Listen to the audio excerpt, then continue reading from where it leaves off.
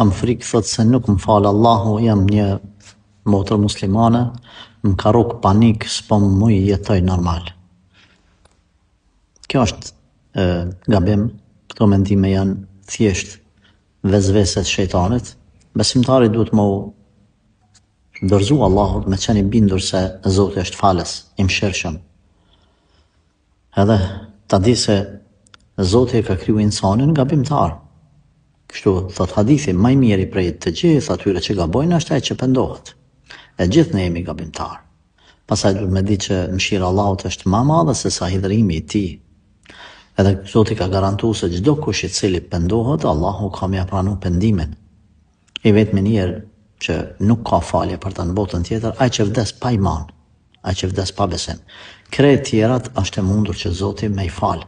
Prandaj mos të rëndoj, mos të mund pesimizmi. Besimtari jeton me optimizëm.